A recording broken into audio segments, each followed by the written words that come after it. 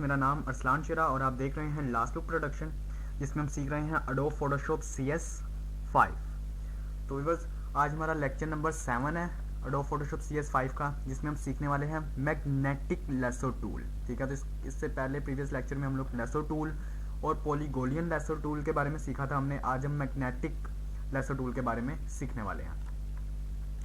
तो व्यूअर्स, आज के इस लेक्चर में हम लोग सीखने वाले हैं जी कि मैग्नेटिक लेसो टूल में हम लोग से क्या करते हैं और ये यानी कि क्या है और कैसे करते हैं। ठीक है, तो व्यूअर्स, ये बिल्कुल उसी यानी कि जहाँ पर हमने पहले पढ़ा लेसो टूल और पॉलीगोनियन टूल, ठीक है, उसी के बिल्कुल थर्ड नंबर पर आता है मैग्नेटिक लेसो टूल।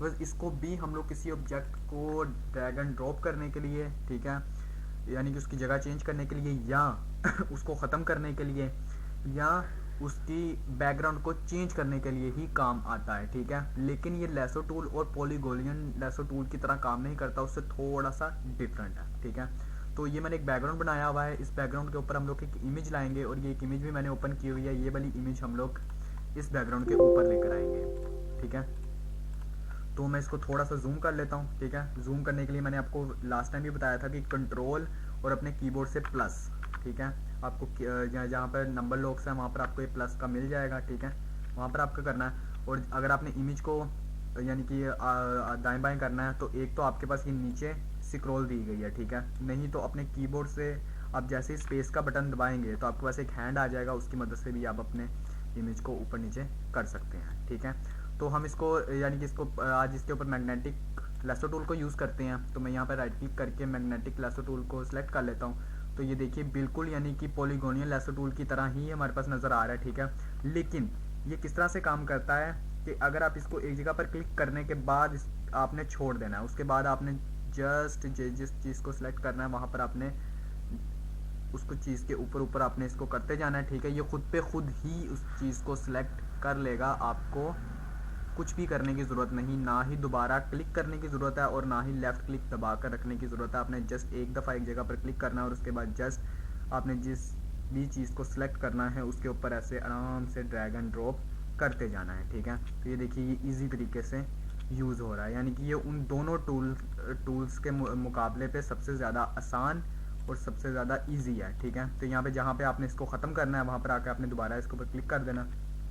ठीक है, तो मेरे से एक छोटी सी गलती हो गई है, मैंने डबल क्लिक कर दिया। चलो ठीक है, ये वापस आ गया मैं हिस्ट्री के टूल से। ठीक है, तो अब आपके सामने ये देख सकते हैं आप कि ये सिलेक्ट हो चुकी है इमेज। इसको जूम आउट करने के लिए कंट्रोल और प्लस के ऊपर ही माइनस दिया गया, माइनस के साथ मैं करूँगा तो ये अब ये देख सकते हैं आपके सामने ये सिलेक्ट हो चुकी है। ठीक है तो अब मैं इसको जहाँ चाहूँ ड्रैग एंड ड्रॉप कर सकता हूँ, लेकिन ड्रैग एंड ड्रॉप करने के लिए आपने पहले मूव टूल को सिलेक्ट कर लेना है। अपने कीबोर्ड से V प्रेस करेंगे, ठीक है, तो आपके वहाँ मूव टूल आ जाएगा। अब आप चाहें तो इसको जहाँ मर्जी ड्रैग एंड ड्रॉप करवा सकते हैं। ठीक है, तो आपको इस यहाँ से मैं इसको कॉपी कर लेता हूँ। ठीक है, कंट्रोल सी करने के बाद जो से बैकग्राउंड पे मैं इसको पेस्ट करना चाहता हूँ वो बैकग्राउंड मैंने लाया। ठीक है, तो इस बैकग्राउंड का कलर भी बस मुझे ये अच्छा नहीं लग रहा, तो मैं ये रेड कलर कर देता हूँ इसके ऊपर। ठीक है, और यहाँ पे कंट्रोल V, ठीक है, पेस्ट करने के लिए कंट्रोल V कर देता हूँ। ठीक है, तो कंट्रोल V करते ही व्यूअर्स आप देख सकते हैं कि यहाँ पे मेरे पास दो लेयर्स आ गई। ठीक है, एक बैकग्राउंड की लेयर है और एक ये जो इमेज आई है। ठीक है, बैकग्राउंड की लेयर को अगर मैं प्रेस करता हूँ तो अब मैं यहाँ पर कुछ भी नहीं कर पा रहा। ठीक है,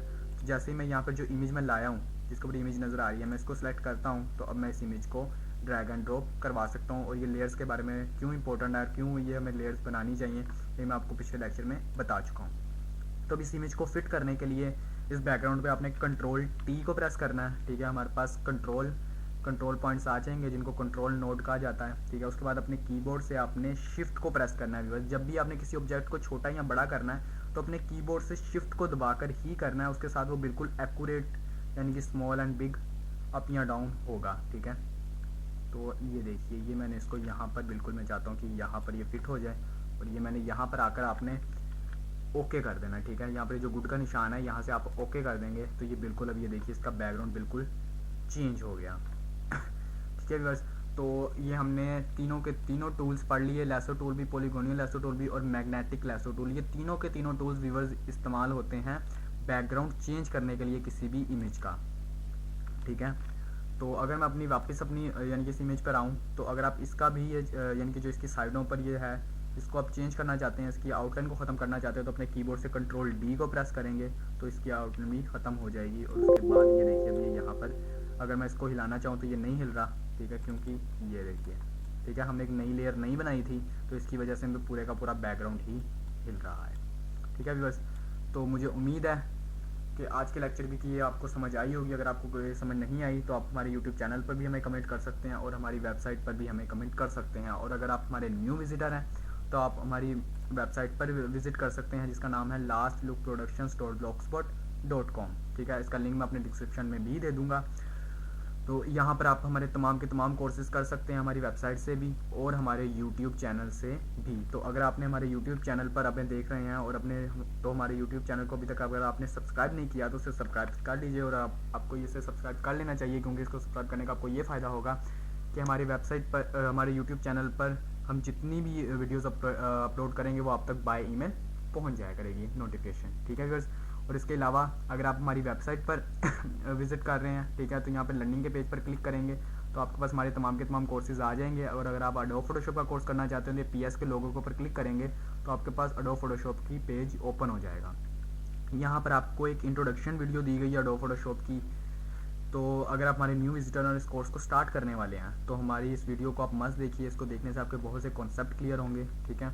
और अगर आप इस वीडियो को डाउनलोड करना चाहते हैं तो इस डाउनलोड बटन पर क्लिक करके इसे डाउनलोड भी करना चाहते हैं। और अगर आप एडोब फोटोशॉप का कोई भी वर्जन डाउनलोड करना चाहते हैं तो इस लिंक पर क्लिक करके आप वो भी डाउनलोड कर सकते हैं।